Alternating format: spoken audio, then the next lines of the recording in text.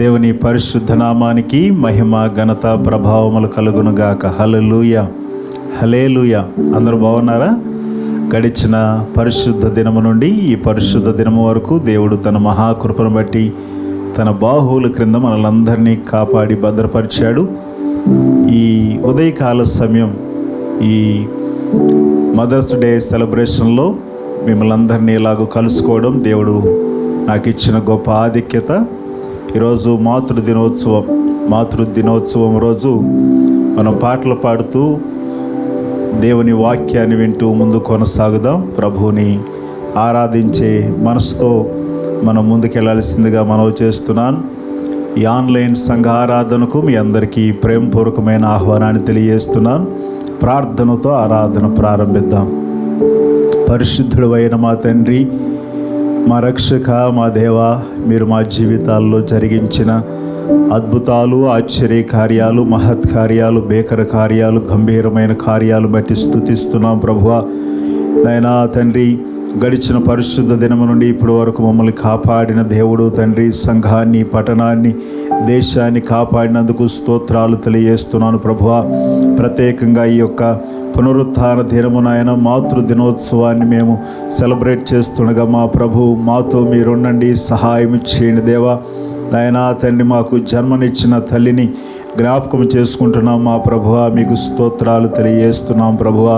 గొప్ప దేవా, మీ వాక్కులు తెలియజేసిన ప్రకారము నీవు దేశములో దీర్ఘాయుష్మంతుడు ఉన్నట్లు నీ తల్లిని, నీ తండ్రిని సన్మానింపుమని నీ లేఖనాలు తెలియజేస్తున్న రీతిగా, అవును మా ప్రభువా తండ్రి, ప్రతి ఒక్కరూ ఆ వాక్యానికి లోబడి విధేయులై వాక్యాన్ని పాటించగలుగునట్లు కృప చూపమని ప్రార్థిస్తున్నాను. ఈ దినమునైనా పాటల్లో, ఆరాధనలో, వాయిద్యాల్లో మీరుండండి. వాక్య పరిచర్యలో మీరు తోడుగుండి సహాయం చేయండి.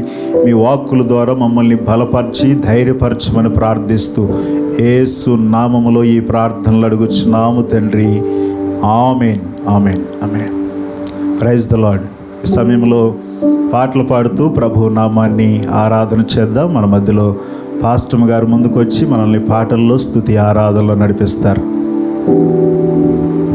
నామానికి స్తోత్రం కలుగును గాక. పాటలు పాడుతూ దేవుని నామాన్ని స్తుతించి ఆరాధిద్దాం. అందరము కలిసి చప్పట్లు కొడుతూ ఆయన నామాన్ని ఘనపరుద్దాం. నీతో గడిపే ప్రతి క్షణము ఆనంద బాష్పాలు ఆగవయ్యా. ఈ పాట పాడుతూ ఆయన నామాన్ని ఘనపరుద్దాం. హల్లెలూయా. నీతో గడిపే ప్రతి క్షణము ఆనంద బాష్పాలు ఆగవయ్యా. నీతో గడిపే ప్రతి క్షణము ఆనంద బాష్పాలు ఆగవయ్యా. కృపతలంచగా మేలు యోచించగా, కృపతలంచగా మేలు యోచించగా, నాగలమాగదు స్తుతించగా, నిన్ను కీర్తించగా. యేసయ్యా, యేసయ్యా, నా యేసయ్యా, యేసయ్యా, యేసయ్యా, నా యేసయ్యా, యేసయ్యా, యేసయ్యా, నా యేసయ్యా, యేసయ్యా, యేసయ్యా, నా యేసయ్యా. నీతో గడిపే ప్రతి క్షణము ఆనంద బాష్పాలు ఆగవయ్యా. యేసయ్యా, మారాలాంటి మా జీవితాన్ని మధురముగా మార్చివేసిన దేవుడవయ్యా. దేవా, నీ కృపతో నన్ను రక్షించావు తండ్రి. ఆమేన్.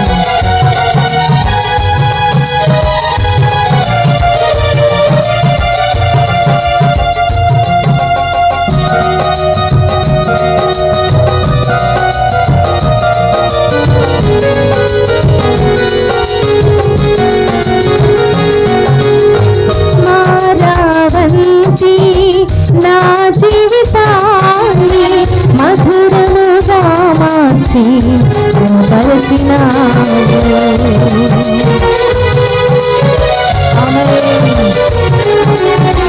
మారావంతి నా జీవితాన్ని మధురము ప్రేమించి ఘనపరచినావు.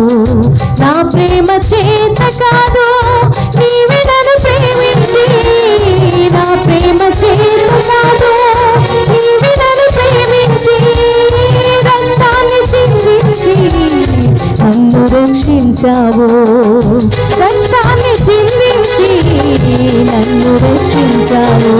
యేసయ్యా యేసయ్యా నా యేసయ్యా, యేసయ్యా యేసయ్యా నా యేసయ్యా. అందరం కలిసి చెబుదామా? యేసయ్యా యేసయ్యా నా యేసయ్యా, యేసయ్యా యేసయ్యా నా యేసయ్యా. నీతో గడిపే ప్రతి క్షణము ఆనంద బాష్పాలు ఆగవయ్యా. అందరము చప్పట్లు కొడుతూ ఆయన నామాన్ని మహిమపరుస్తాము. ఆమేన్.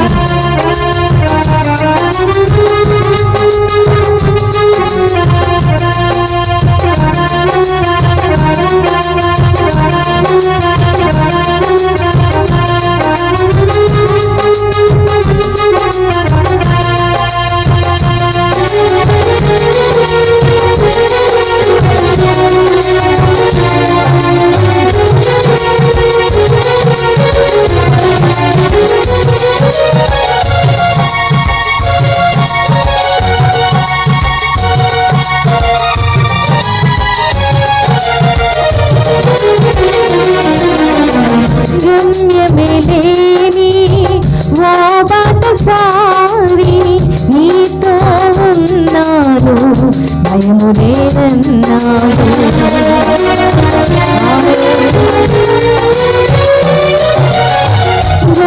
రమ్యమేలేని ఓ బాటసారి, నీతో ఉన్నాను భయము లేదన్నావు.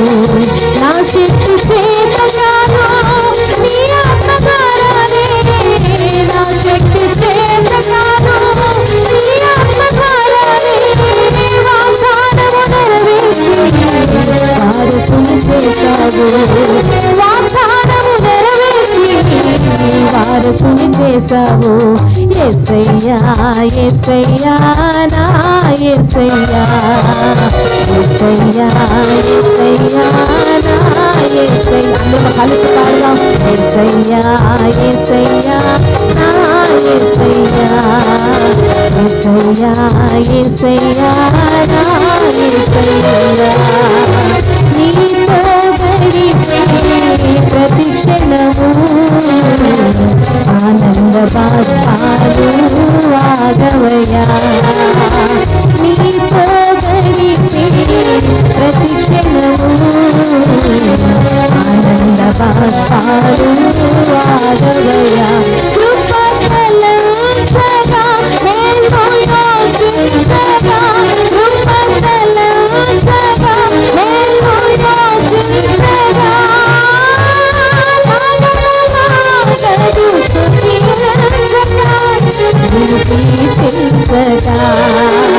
యేసయ్యా యేసయ్యా నా యేసయ్యా. స్వరపెట్టి యేసయ్యా యేసయ్యా యేసయ్యా నా యేసయ్యా, యేసయ్యా యేసయ్యా నా యేసయ్యా, యేసయ్యా యేసయ్యా నా యేసయ్యా. మరొక్కసారి యేసయ్యా యేసయ్యా నా యేసయ్యా, యేసయ్యా యేసయ్యా నా యేసయ్యా.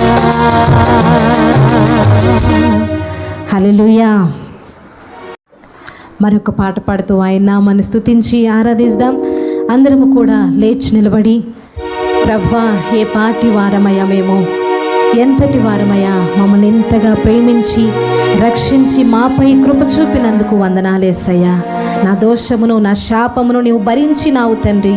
ఈ పాట పాడుతూ అందరము కలిసి ఆయన నామాన్ని మహింపరుద్దాం. అందరం ఏకీభవించి స్వరమెత్తి పాడుదాం. ఏ పాటి దాననయా నన్నింతగా హెచ్చించుటకు, నేనెంతటి దాననయా దాననయా నాపై కృప చూపుటకు ఏ పాటి దాననయా నన్నింతగా హెచ్చించుటకు నేనింతటి దాననయా నాపై కృప చూపుటకు నా దోషము భరించి నా పాపము క్షమించి నన్ను నీలా మార్చుటకు కలువరిలో మరణించి ప్రేమించే ప్రేమామయుడా నీ ప్రేమకు పరిమితులేవి కృప చూపు గొప్పగల దేవా నీ కృపకు సాటి ఏది ప్రేమించే ప్రేమామయుడా నీ ప్రేమకు పరిమితులేవి కృప చూపు కృపగల దేవా నీ కృపకు సాటి ఏది నీ పాటి దాననయా నన్నింతగా హెచ్చించుటకు నేనింతటి దాననయా నాపై కృప చూపుటకు అందరూ కలిసి ఆయన నామాన్ని పరుద్దామా. కష్టాల కడుగులో కన్నీటి లోయలో నా తోడు నిలిచి నన్ను ఆదరించావు యేసయ్యా నీకు స్తోత్రము తండ్రి.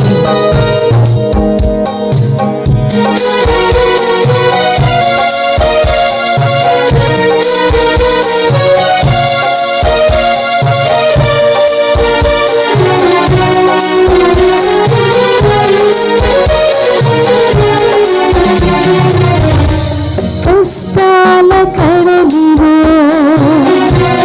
కన్నీటి లోయలలో నా తోడు నిలిచావు నన్నాదరించావు. అందరూ కలిసి చూడదామా యేసయ్యా. కష్టాల కడలిలో కన్నీటి లోయలలో నా తోడు నిలిచావు నన్నాదరించావు. అందరూ నన్ను విడచినా నన్ను విడువని యేసయ్యా విడువను ఎడబాయనని నా తోడై నిలిచితివా. అందరూ నన్ను విడచినా నన్ను విడువని యేసయ్యా విడువను ఎడబాయనని నా తోడై నిలిచితివా. ప్రేమించే ప్రేమామయుడా నీ ప్రేమకు పరిమితులేవి కృప చూపు కృపగల దేవా నీ కృపకు సాటి ఏది నీ పాటి దాననయా నన్నింతగా హెచ్చించుటకు నేనింతటి దాననయా నాపై కృప చూపుటకు. యేసయ్యా నీ ప్రేమను నేను మరువలేనయ్యా నీ సాక్షిగానే బ్రతికేదను యేసయ్యా. స్వరమెత్తి అందరం కలిసి పాడదామా.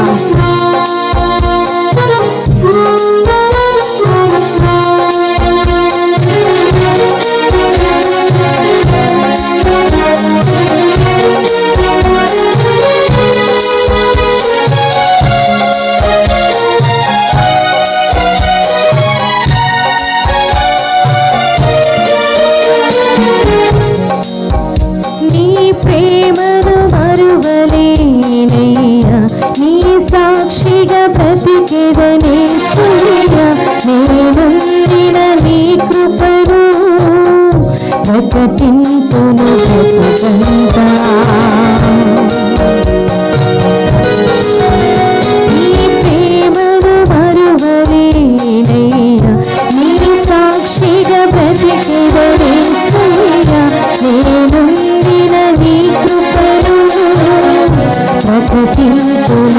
స్తుతింపా. నేనొందిన ఈ జయము నీవిచ్చినదేనయ్యా, నీవిచ్చిన జీవముకై స్తోత్రము యేసయ్యా. ప్రేమించే ప్రేమమయుడా, నీ ప్రేమకు పరిమితులేని, కృప చూపు కృపగల దేవా, నీ కృపకు సాటి ఏది. నీ పాతిదాననయా, నన్నింతగా హెచ్చించుటకు నేనింతటి దాననయా.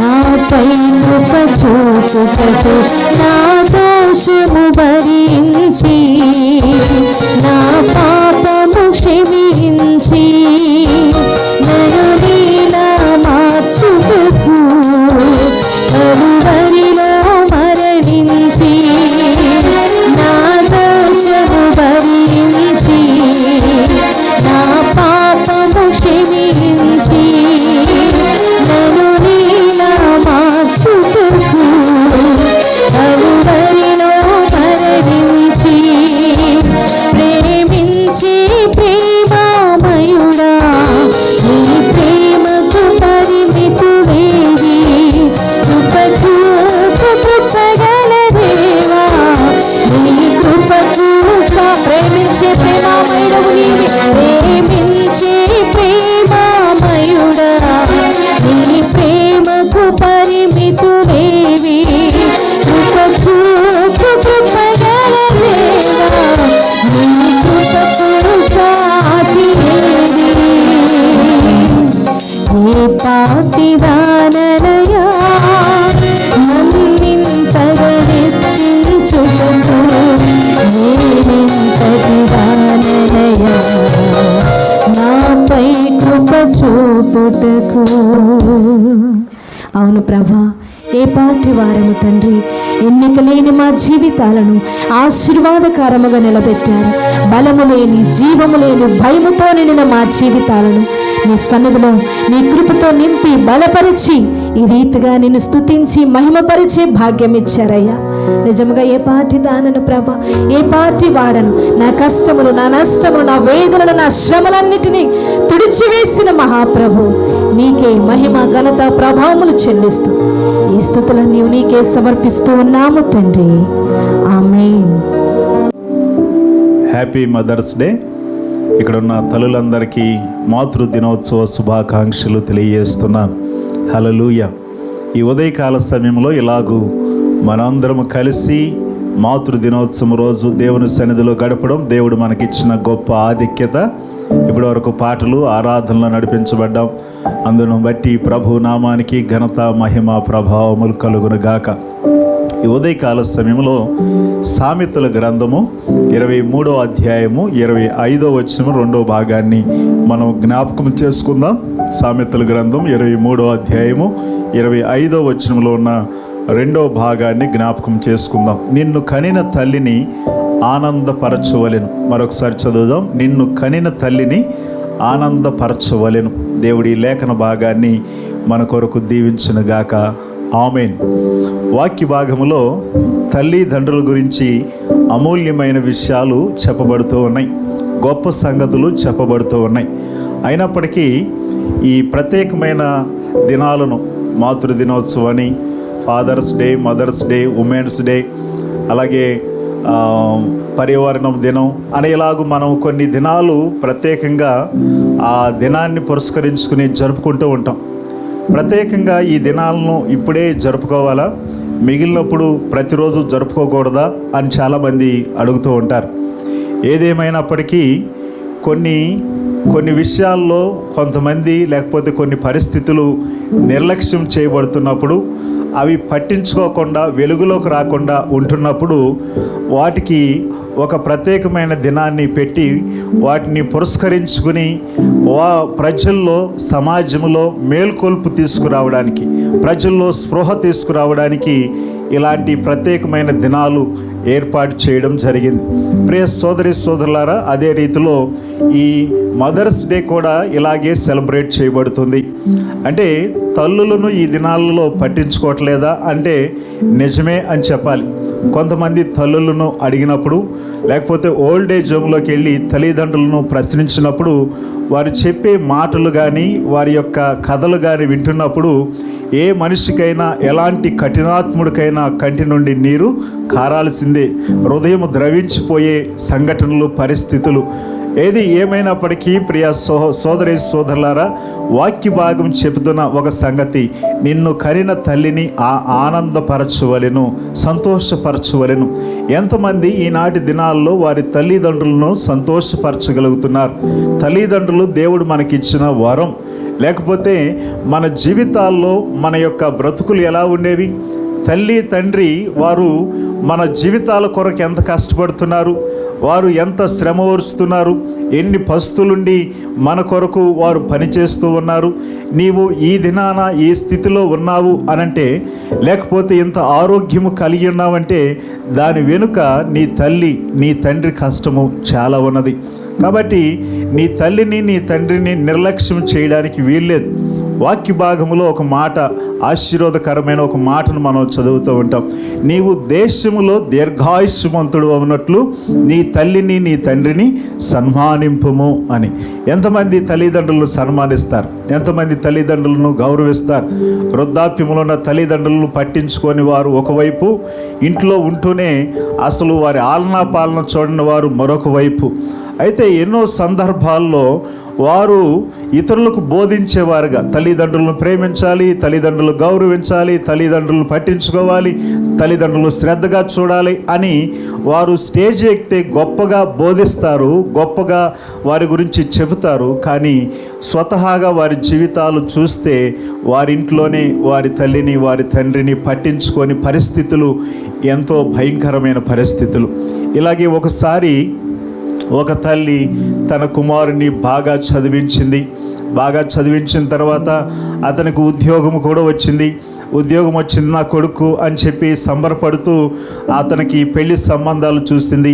పెళ్లి సంబంధాలు చూస్తూ ఉండగానే ఒక చక్కటి అందమైన అణుకు కలిగిన అమ్మాయి దొరికింది. ఈ అమ్మాయి నా కొడుక్కి బాగుంటుంది కదా అని చెప్పి అమ్మాయిని సంబంధం మాట్లాడి కుదిర్చి తన కొడుక్కి పెళ్లి చేసుకుంది. వారి కాపురం సాఫీగా సంతోషంగా సాగుతూ ఉన్నది. ఈ మధ్యలో ఒక గొడవ వచ్చిందనమాట. నేను ఎక్కువ మీ అమ్మ ఎక్కువ అని చెప్పి వచ్చిన అమ్మాయి అడిగేవారికి, భార్య అడిగేవారికి ఎవరికి ఏం సమాధానం చెప్పలేక ఈ అబ్బాయి మౌనంగా ఉండిపోయాడు. అలాగూ 2-3 సార్లు అయ్యేవారికి ఇంకా లాభం లేదు అని చెప్పి ఒక కర్రల సంచిలో వాళ్ళ అమ్మ బట్టలన్నీ సర్ది వాళ్ళమ్మని చేత్తో పట్టుకుని తీసుకువెళ్తున్నాడు. చాలా దూరం తీసుకెళ్ళాడు. ఆనాటి దినాల్లో ఇలాంటి ఓల్డ్ ఏజ్ హోములు లేవు, వృద్ధాశ్రమాలు లేవు. ఆనాటి దినాల్లో ఆశ్రమాలు ఎక్కడ కూడా లేవు. కాబట్టి ఆ కర్రల సంచిలో తన తల్లి బట్టలు సర్ది కొడుకు ఈ గొడవ పడలేక, భార్య పోరు పడలేక ఆ తల్లిని తీసుకెళ్ళి ఒక అరణ్యంలో ఒక పెద్ద చెట్టు నీడ దగ్గర కూర్చోబెట్టి, అమ్మా నేనేం చెప్తానమ్మా నీకు, ఇంకా నేనేం చెప్పలేని పరిస్థితిలో ఉన్నానమ్మా, నువ్వు అర్థం చేసుకుంటున్నావు అనుకున్నానమ్మా అని చెప్పి ఆ తల్లిని అక్కడ వదిలిపెట్టి కుమారుడు దుఃఖముఖముతో కన్నీటితో హృదయము ద్రవించిపోయే ఆ పరిస్థితి అలాగూ తిరిగి వస్తూ తల్లి గురించి ఆలోచిస్తూ ఉన్నాడు. మరొక వైపు ఇంటికి తీసుకెళ్ళలేని పరిస్థితి, దగ్గరుండి చూసుకోలేని పరిస్థితి ఆ యొక్క కుమారునికి. అలా కొన్నాళ్ళు అయిపోయింది, 2 రోజులు అయిపోయింది, 3 రోజులు అయిపోయింది.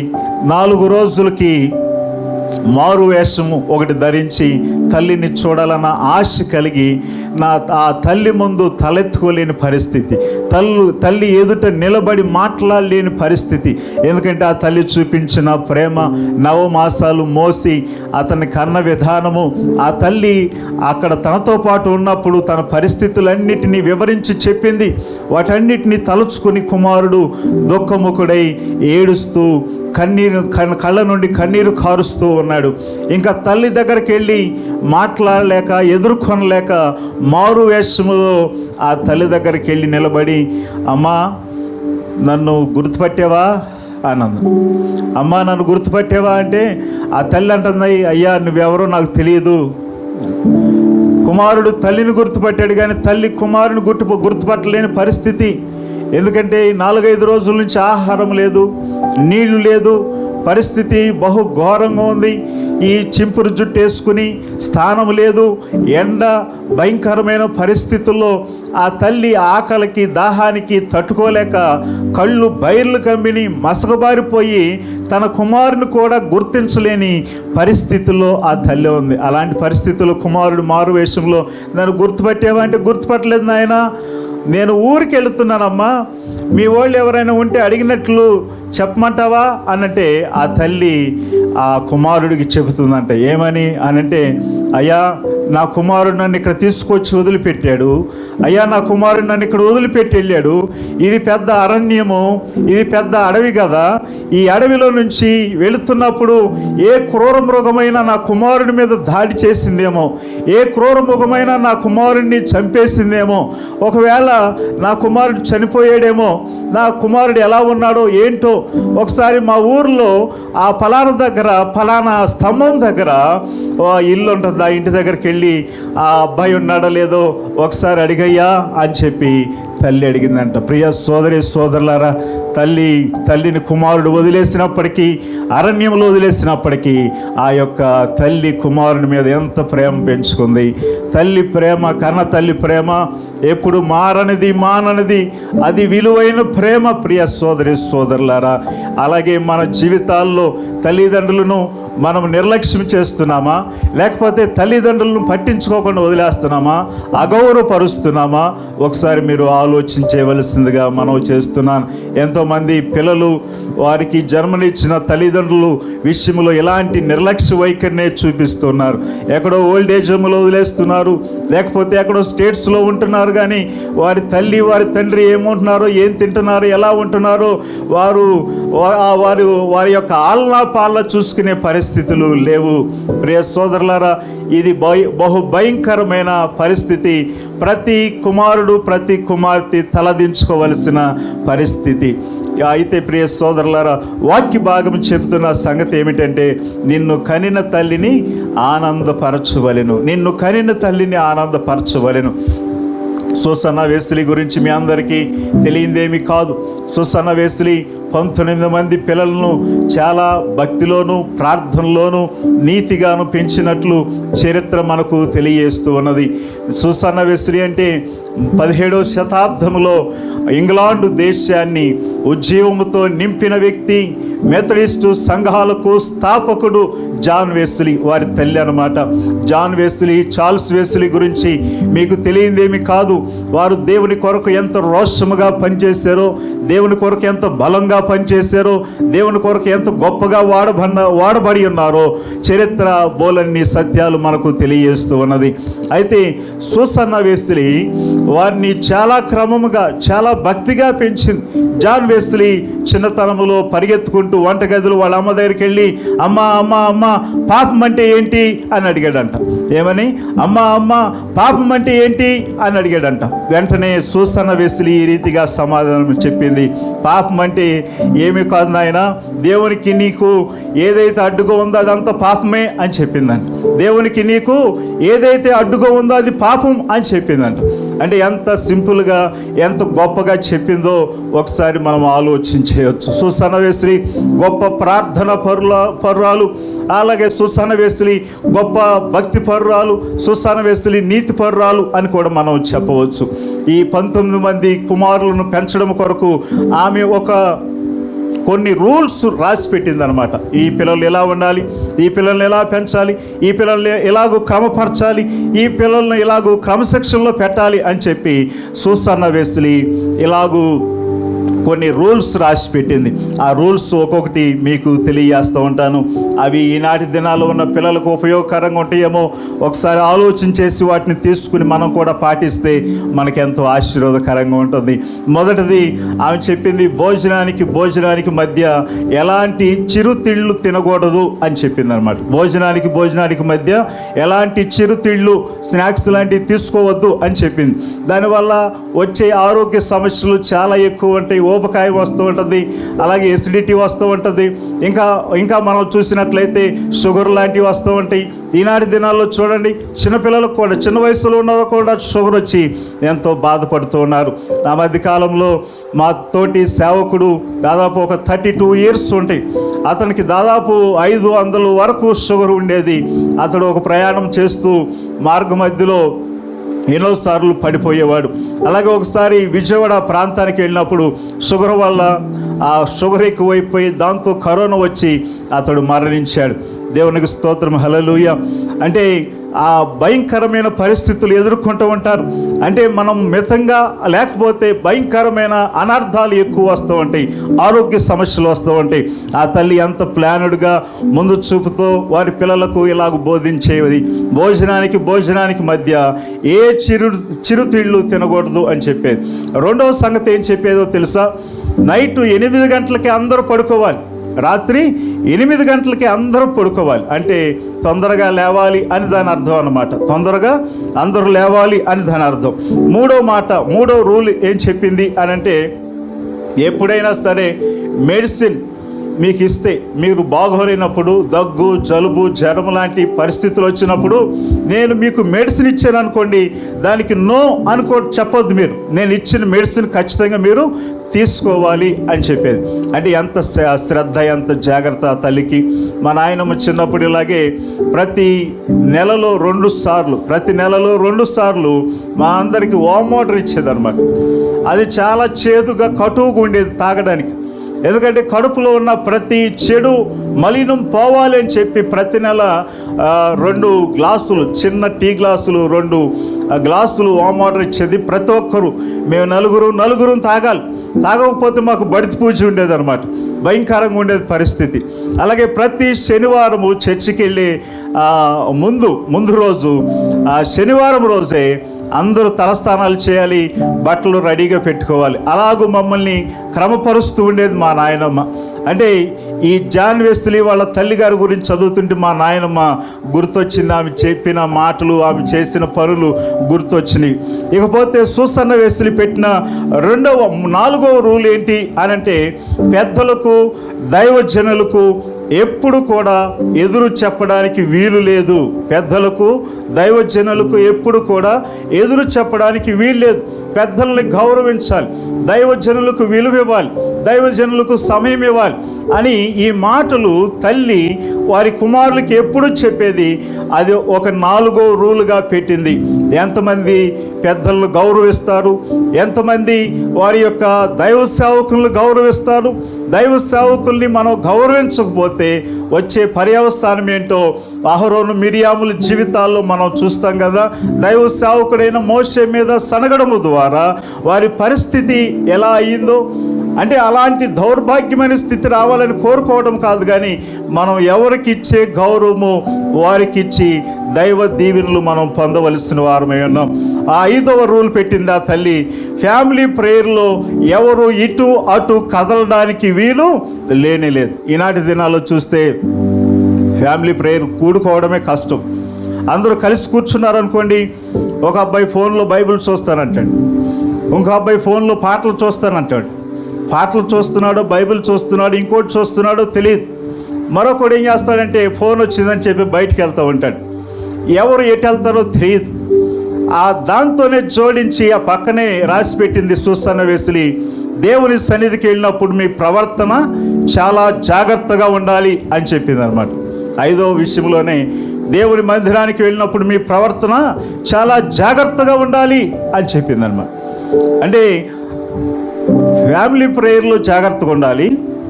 ఆ తర్వాత మనం చూసినట్లయితే దేవుని మందిరంలో మీ ప్రవర్తన జాగ్రత్తగా ఉండాలి. అంటే తల్లి ముందుగానే ప్రణాళికబద్ధంగా రూల్స్ పెట్టి వారిని క్రమపరుస్తూ క్రమశిక్షణలో పెంచింది. కాబట్టి వారు మెథడిస్టు సంఘాల స్థాపకుడయ్యాడు జాన్ వెస్లీ గారు. అందుకనే జాన్ వెస్లీ గారి తల్లి సూసన్న వెస్లీని పిలిచే ఒక పేరేంటి అని అంటే మదర్ ఆఫ్ మెథడిజం అని పిలుస్తారు. మదర్ ఆఫ్ మెథడిజం అని పిలుస్తారు. ప్రియ సహోదరులారా, ఈ యొక్క ఉదయము దేవుని మాటలు వింటున్న మనము ఇలాంటి తల్లి మన జీవితాల్లో ఉన్నారు కదా, ఇలాంటి తల్లులు తండ్రులు మన జీవితాల్లో ఉన్నారు కదా. వారు చెప్పే బోధ మీరు ఎంతవరకు వింటున్నారు? వారి మాటలకు మీరు ఎంతవరకు విధేయత చూపించి లోబడుతున్నారు? వారి మాటలు వింటే మీకు ఆశీర్వాదం. వారు అనుభవపూర్వకంగా చెప్తున్నవారు, వారి జీవితాల్లో పడిన కష్టాలు ఏంటో వారికి తెలుసు కాబట్టి మిమ్మల్ని క్రమపరచడానికి, మిమ్మల్ని దిద్దడానికి, మీకు భవిష్యత్తుకు బంగారు బాట వేయడానికి వారు ఈ మాటలు చెప్తూ ఉంటారు అనుభవపూర్వకంగా. వాటిని పట్టించుకున్నట్లయితే మీకు ఆశీర్వాదకరంగా ఉంటాయి. ఇంకా ఆరోది ఆ తల్లి చెప్పి 6వ రూల్ ఏంటి? అబద్ధం ఆడరాదు అని చెప్పింది. అబద్ధం ఆడరాదు అని చెప్పింది. అబద్ధము ఎంత ఈజీగా ఆడతారు కదా, పిల్లల నుంచి పెద్దవారి వరకు అందరూ అబద్ధాల కోర్లు. అందరూ ఏ క్రమంలో చూసినా, ఏ విషయాలు చూసినా, ఏ వరుసలో చూసినా అందరూ అబద్ధాలు ఆడేవారు కదా. అబద్ధం ఎంత భయంకరమైందో మీకు తెలుసా? అబద్ధం ఎంత ఘోరమైందో తెలుసా? అబద్ధం ఆడువారు దేవుడు ఇష్టపడతారు అనుకున్నారా? అబద్ధం ఆడేవారు దేవుడి దృష్టిలో వారు పాపులు, వారిని దేవుడు క్షమించడు. అబద్ధాలు మార్చుకోవాలి. వాక్య భాగంలో కొన్ని మాటలు మనం చూసినట్లయితే అబద్ధం ఆడడం ద్వారా మరణించినట్లు అననీయ సపేరా విషయాల్లో మనం చూస్తూ ఉంటాం. అలాగే మనము ఆదాము విషయంలో మనం చూస్తూ ఉంటాము అబద్ధం ఎంత భయంకరమైన శిక్షను తీసుకొచ్చిందో. ఇలాగే ఒకసారి ఒక 4 పిల్లలు కలిసి గుంపుగా ఆడుకుంటూ ఉంటుంటే ఒక పిల్లోడు సంఖలో ఒక చిన్న కుక్క పిల్ల, ఒక పప్పి పెట్టుకుని ఉన్నారనమాట. అది బొమ్మది కాదు, నిజమైన కుక్క పిల్లే. ఆ 4 పిల్లలు పెద్దగా మాట్లాడుకుంటూ ఉన్నారు, ఆడుకుంటూ ఉన్నారు. ఈలోపు ఆ దారిన పాస్టర్ గారు నడుచుకుంటూ వస్తున్నాడు. ఆ దారిని పాస్టర్ గారు నడుచుకుంటూ వస్తుంటే ఆ పిల్లలు ఆ యొక్క పెద్ద అరుపులు, కేకలు, ఆ సంఖలో ఉన్న కుక్క పిల్ల అది చూసి, ఏంటబ్బాయి ఏమైంది అని చెప్పి దగ్గరకు వచ్చి అడిగాడు. పాస్టర్ గారితో ఆ పిల్లలు అన్నారు, అంకులు మేము ఒక చిన్న గేమ్ పెట్టుకున్నాము అన్నాడు. ఏంటి నాయనా గేము అని అన్నాడంట. మేము ఎవరు పెద్ద అబద్ధం ఆడతారో వాళ్ళకి ఈ కుక్క పిల్లని ఇచ్చేద్దామనే గేమ్ పెట్టుకున్నాము అంకులు అని అన్నాడంట ఒక అబ్బాయి. ఎవరు పెద్ద అబద్ధం ఆడతారో వాళ్ళకి ఈ కుక్క పిల్ల ఇచ్చేద్దాం అనుకున్నాం అంకులు అంటే, ఈలోపు పాస్టర్ గారు అన్నాడంట, అవునా అబద్ధమా? మా చిన్నప్పుడు అబద్ధం అనే మాటే వినేవాళ్ళం కాదురా అన్నాడంట. ఈలోపు వాళ్ళ ఎత్తుగా గైరుగా ఉన్న ఒక పిల్లవాడు అన్నాడంట, అరే ఆ కుక్క పిల్లని పాస్టర్ గారికి ఇచ్చేయి అన్నాడంట. కుక్క పిల్లని ఎవరికి ఇవ్వాలి? పాస్టర్ గారికి ఇచ్చేయాలంట. మనందరికంటే పెద్ద అబద్ధం పాస్టర్ గారు ఆడేశారా, పాస్టర్ గారికి ఇచ్చేయండి కుక్క పిల్లని అన్నారంట. అంటే చాలాసార్లు మనం ఏం చేస్తూ ఉంటామంటే అబద్ధాలు పిల్లలకు తెలియదు అనుకుంటూ ఉంటాం. అబద్ధాలు మనం ఆడుతుంటే ఎవరికి తెలియదు అని అనుకుంటూ ఉంటాం. పెద్ద అబద్ధమో చిన్న అబద్ధమో ఏదైనా కానీ అబద్ధమే. కాబట్టి మీరు అబద్ధం ఆడితే అది దేవుని శిక్షను తీసుకొస్తుంది. అననీయ సపేరా జీవితాల్లో మనము ఆ విషయాన్ని చూస్తాం అపోస్తుల కార్యములో. కాబట్టి అబద్ధము ఆడవద్దు అని చెప్పి పిల్లలకు ఖచ్చితంగా చెప్పేది ఆ తల్లి. ఆ తర్వాత 7వ రూల్ ఏంటి అని అంటే, పాపము లాంటి తప్పులు చేస్తే శిక్ష ఎవరికైనా ఒకటే ఉంటుంది. పాపము లాంటి తప్పులు చేస్తే శిక్ష ఎవరికైనా ఉంటుంది. అంటే తనకు కూడా ఆ రూల్ను అప్లై చేసుకుంటుంది అనమాట. తనకు కూడా ఆ రూల్ని అప్లై చేసుకుంటూ ఉంది.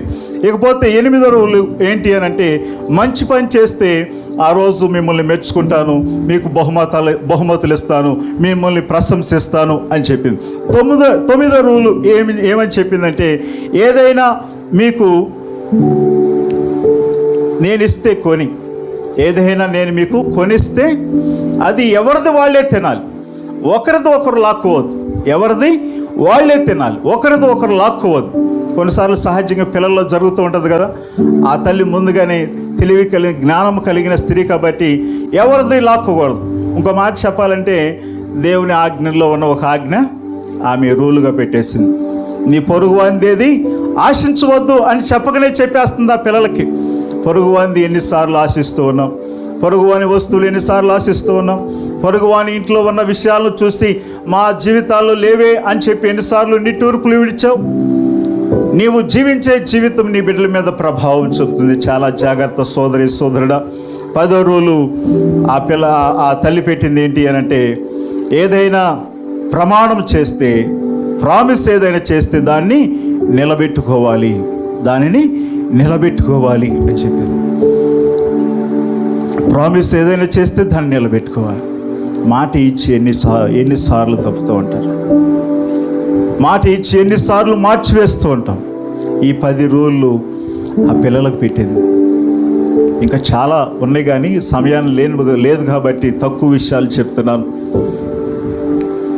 కాబట్టి చార్ల్స్ వెస్లీ గొప్ప ఉజ్జీవకర్తలయ్యారు. మెథడిస్టు సంఘాలు గొప్ప క్రమశిక్షణ కలిగిన సంఘాలలో కొన్ని సంఘాలుగా ఉన్నాయి. ప్రియ సోదరులారా, ఏ రూల్ మీరు పాటిస్తున్నారు? ఎలాంటి రూల్ మీ పిల్లలకు పెడుతున్నారు? ఈ తల్లిలాగా మీ పిల్లల కొరకు తల్లులారా ప్రార్థిస్తున్నారా? వారిని క్రమపరుస్తున్నారా? వారిని సరి చేయడానికి లేకపోతే వారిని సరిదిద్దడానికి ఇష్టపడుతున్నారా? ఒకసారి ఆలోచించేయండి. దేవుని వాక్యములో మనం చదువుకునే విషయాలు, నీవు దేశములో దీర్ఘాయుష్మంతుడు అవునట్లు నీ తల్లిని నీ తండ్రిని సన్మానించు.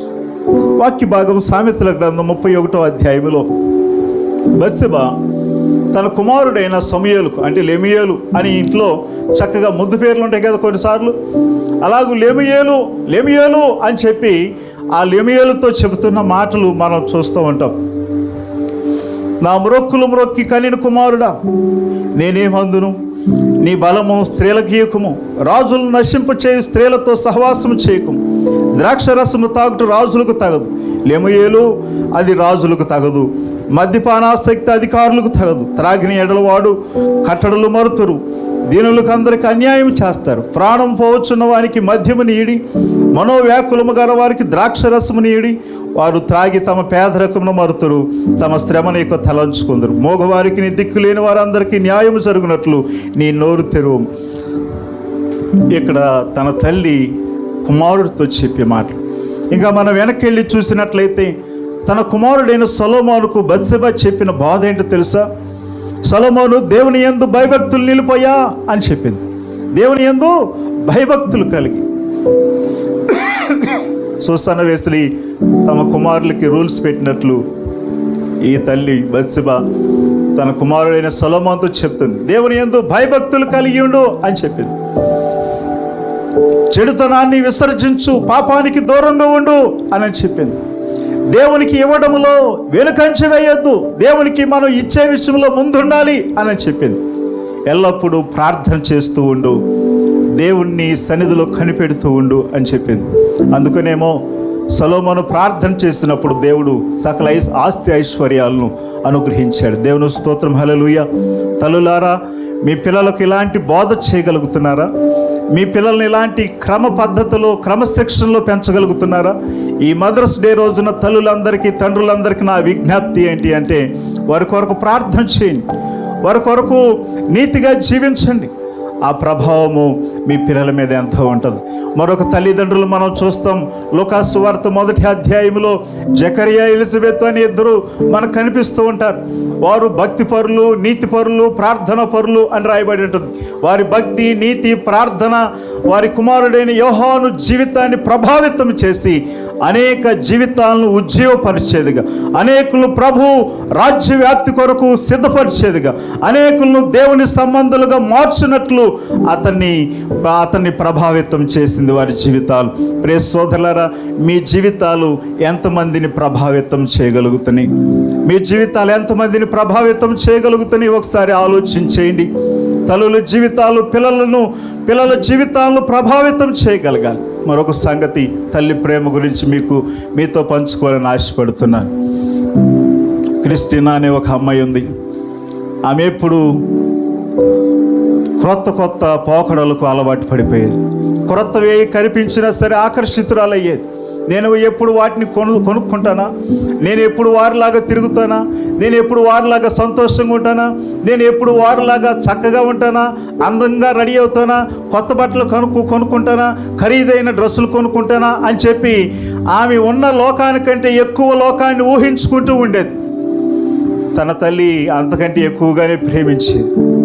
కానీ ఊహాలోకంలోకి వెళ్ళిపోయి ఒకరోజు రాత్రి ఆ ఊహలన్నీ నెరవేర్చుకోవడానికి బ్యాగులు సర్దుకుని కొంత డబ్బు తీసుకుని ఆమె ఉన్న పట్టణం నుండి దూరంగా వేరే పట్టణానికి వెళ్ళిపోయింది. ఉదయాన్నే తల్లి లేచి చూచింది. క్రిస్టినా క్రిస్టినా క్రిస్టినా అని చెప్పి ఇల్లంతా తిరిగింది. తన గదిలోకి వెళ్ళి చూసింది. ఇంకా ఆమెకు అర్థమైపోయింది. అలా చూస్తూ ఉన్నప్పుడు అక్కడున్న బెడ్రూమ్లోని ఒక టేబుల్ మీద ఒక ఉత్తరం కనిపించింది. అమ్మ, నువ్వు నా కోసం ఎతకవద్దు, నేను చాలా దూరంగా వెళ్ళిపోతున్నాను, నేను అనుకున్న జీవితానికి దగ్గరగా వెళ్ళిపోతున్నాను, నా కోరికలు నెరవేర్చుకోవడానికి వెళ్ళిపోతున్నాను అని చెప్పి ఆ ఉత్తరంలో రాసి పెట్టి వెళ్ళిపోయింది. ఆ ఉత్తరాన్ని గుండెకు ఆ తల్లి అద్దుకుని బోరున విలపిస్తూ అయ్యో క్రిస్టినా, అయ్యో క్రిస్టినా అని చెప్పి ఆమె విలపిస్తూ ఆమె దగ్గర ఉన్న మరికొంత డబ్బుతో ఆమె కూడా 2-3 జతల బట్టలు సర్దుకుని బ్యాగులో పెట్టుకుని ఆమె దగ్గర ఉన్న డబ్బులు తీసుకుని ఒక ఫోటో స్టూడియోకి వెళ్ళి తన ఫోటోలు కొన్నిటిని ప్రింట్ తీయించుకుని వాటిని చేత పట్టుకుని రైల్వే స్టేషన్లోకి వెళ్ళి కొన్నిటిని అంటించింది. బస్ స్టాండ్లోకి వెళ్ళి కొన్నిటిని అంటించింది. రెస్టారెంట్లోకి వెళ్ళి కొన్నిటిని అంటించింది. ఎయిర్పోర్ట్లోకి వెళ్ళి కొన్నిటిని అంటించింది. ఎక్కడైతే జనులు గుంపులుగా కూడుతూ ఉంటారో ఆ ప్రతి సర్కిల్ దగ్గర రెస్టారెంట్లు, హోటల్స్, ఎయిర్పోర్టు, అలాగే బస్ స్టాండ్లు ప్రతి దగ్గరికి వెళ్ళి ఆ తల్లి ఆ యొక్క ఫోటోలు అంటించింది. కొన్ని దినాలు అయిపోయినాయి, కొన్ని నెలలు అయిపోయినాయి. కొన్ని నెలలు అయిపోయిన తర్వాత కుమార్తె క్రిస్టినా దగ్గర డబ్బులన్నీ అయిపోయినాయి. ఆమె అనుకున్న జీవితము అలాగూ ఆశ్చర్యగానే మిగిలిపోయింది. డబ్బులన్నీ అయిపోయినాయి. జీవితాన్ని నాశనం చేసుకుంది. శరీరాన్ని దుర్భరపరుచుకుంది. భయంకరమైన పరిస్థితుల్లో డబ్బులన్నీ అయిపోయినప్పుడు ఆ హోటల్ యజమాని, మేనేజర్ హోటల్ గదిలో నుంచి గెంటి వేశాడు. ఆమె బ్యాగ్ తీసి బయట పడేసాడు. ఆ బ్యాగు తీసుకుని ఏడ్చుకుంటూ మెట్లు దిగుతూ కిందకు వస్తుంది. ఎక్కెక్కి ఏడ్చుకుంటూ మెట్లు దిగుతూ కిందకు వస్తుంది. కిందకు వస్తున్నప్పుడు గోడ ఎదురుగా తన తల్లి ఫోటో కనిపించింది. ఇంకా దుఃఖం ఎక్కువైపోయింది. ఇంకా ఏడుస్తూ ఉంది. గబాలను వెళ్ళి ఆ ఫోటో తీసుకుని గుండెకి అద్దుకుని అమ్మా అని ఏడుస్తుంది. అమ్మా అని ఏడవగానే దుఃఖం మరీ పొంగిపోయింది. అలా ఏడుస్తూ ఆ కళ్ళలోంచి కన్నీళ్లు జారుతూ ఉన్నాయి. ఆ మసకబారిన కళ్ళుతో ఆ ఫోటోని ఇలా తిప్పి చూస్తే ఆ ఫోటో వెనక తల్లి రాసిన 2-3 పదాలు, ఆ తల్లి రాసిన 2-3 పదాలు మసకబారిన కళ్ళుతో చూస్తూ ఉంది. మరలా కళ్ళు తుడుచుకుంటుంది. మరలా చూసింది. ఇప్పుడు చదువుతూ ఉంది. ఆ తల్లి రాసిన మాటలు ఈ రీతిగా ఉన్నాయి. తల్లి క్రిస్టినా, నా తల్లి క్రిస్టినా, నువ్వెక్కడ తిరిగినా, నీవెక్కడున్నా, నీవేమైపోయినా, నీవే స్థితిలో ఉన్నా నీ తల్లి నిన్ను ప్రేమిస్తుందమ్మా అని రాస్తుంది. ఇంకా ఆ క్రిస్టియన్ బోర్ను విలపిస్తూ పెద్దగా అరుస్తూ అమ్మా అమ్మా అమ్మా అని చెప్పి ఆ తల్లి ప్రేమను గుర్తు చేసుకుంటూ ఇంటికి తిరిగి వచ్చింది. ప్రియ సోదరులారా, ఈ తల్లి ప్రేమ ఎంత గొప్పదో చూసావా? ఈ తల్లి ప్రేమ ఎంత విలువైందో చూసావా? ఈ మదర్స్ డే రోజున ఈ ప్రత్యేకమైన విషయాన్ని ఎంచుకొని చెప్పడానికి గల కారణము, ఎంతోమంది వారి తల్లిదండ్రుల మాటలను నిర్లక్ష్యం చేస్తూ వారి యొక్క అడ్డగోలు జీవితానికి, ఆలోచన ప్రకారమైన జీవితాలకు ఇష్టపడిపోయి విచ్చలవిడిగా జీవిస్తున్నారు. తల్లిదండ్రులు నిర్లక్ష్యం చేస్తున్నారు. అందుకంటే ప్రాముఖ్యంగా ఒక సంగతి మనం గుర్తుపెట్టుకోవాలి. ఈ తల్లి ప్రేమ కంటే విలువైనది నిన్ను నన్ను సృజించిన యేసయ్య ప్రేమ. నీ కొరకు నా కొరకు రక్తము చిందించింది ఆ ప్రేమ. నీ కొరకు నా కొరకు కలువరి శిలువలో బలైంది ఆ ప్రేమ. ఆయన ఈ రీతిగా మాట్లాడుతున్నాడు. నా ప్రియ సోదరుడా, సోదరి, నా కుమారుడా, కుమార్తె, మీరు ఏమైపోయినా, ఎచ్చట ఉన్నా, ఎలా తిరిగినా, ఏ స్థితిలో ఉన్నా నా దగ్గరకు రండి. నేను మిమ్మల్ని ప్రేమిస్తున్నాను అని చెప్తున్నాడు. నేను మిమ్మల్ని హక్కును చేర్చుకుంటాను. నా యందు విశ్వాసం ఉంచండి అని చెప్తున్నాడు.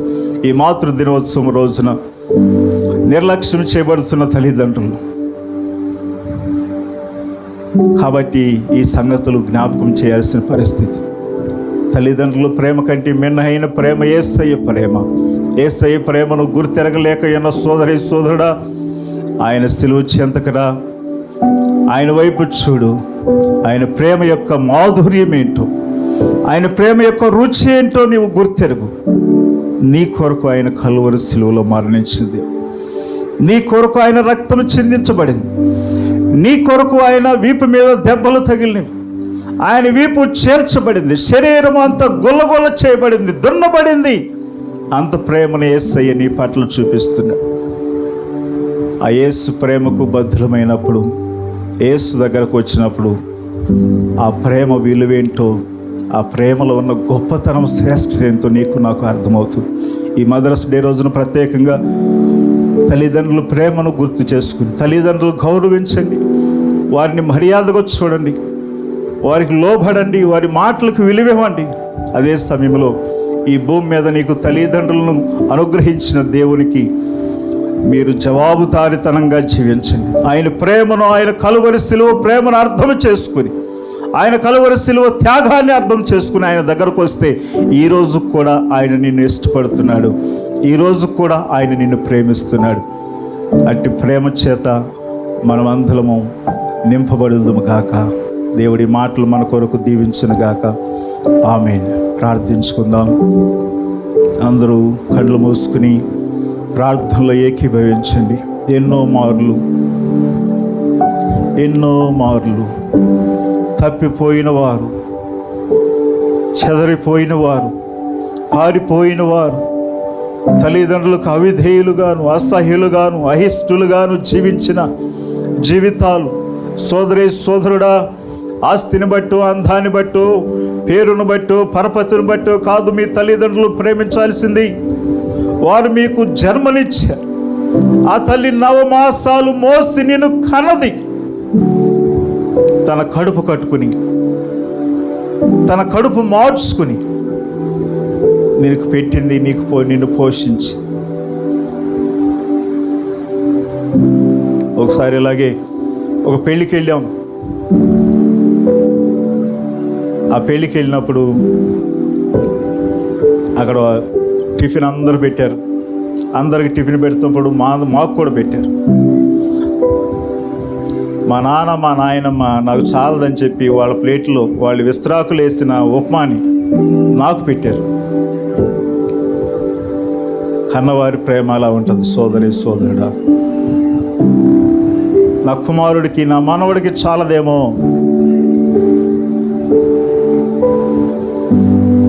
నీ తల్లి ప్రేమను ఒకసారి గుర్తు చేసుకో. నువ్వు బాగుపడాలని, నువ్వు పైకి రావాలని, నీవు ఉన్నత స్థితిలో నిన్ను చూడాలని చెప్పి వారు కడుపు మార్చుకున్నారు. కొన్నిసార్లు నిన్ను హెచ్చరించారు, గద్దించారు. అవి నీకు కటువుగా అనిపించిందేమో, నీ తల్లిదండ్రులను అసహించుకుంటున్నామో. దాన్ని బట్టి అది నీ బాగు కొరకే, నీ మేలు కొరకే దేవుడు దాన్ని చేశాడు. ప్రార్థించుకుందాం. పరిశుద్ధుడా, మీకు వందనాలు. ఈ పరిశుద్ధ దినాన మాతృదినోత్సవం తల్లులందరినీ జ్ఞాపకం చేసుకోవడానికి, తల్లులు చూపించే ప్రేమను జ్ఞాపకం చేసుకోవడానికి కృపనిచ్చారు ప్రభువా. ఎవరైతే తల్లిదండ్రులకు అవిధేయులుగాను, తల్లిదండ్రులు అగౌరవపరిచేవారుగాను, తల్లిదండ్రులు విడిచిపెట్టి చూడని వారుగా ఉంటున్నారో వారిని దర్శించండి నాయన. తల్లిదండ్రుల పట్ల గౌరవము, మర్యాద వారిలో పెంచమని ప్రార్థన చేస్తున్నారు. అదే సమయంలో దైవ ప్రేమను గుర్తెరిగి, దైవ ప్రేమకు బద్ధులై జీవించినట్లు, దైవ ప్రేమను లోకానికి పంచేవారుగా మమ్మల్ని ఉంచమని ప్రార్థిస్తూ యేసు నామములో ఈ ప్రార్థనలు అడిగి పొంది ఉన్నాము తండ్రి. ఆమేన్. మన తండ్రి అయిన దేవుని దయ, కుమారుడైన యేసుక్రీస్తు కృప, పరిశుద్ధాత్మ యొక్క అన్యోన్య సహవాసము సన్నిధి ఇక్కడ కూడిన ప్రతి తల్లికి, ప్రతి తండ్రికి, ప్రతి పిల్లలకు, చిన్నలకు, పెద్దలకు సదా తోడుగుండి నడిపించునుగాక. Amen, amen, amen, amen. God bless you all.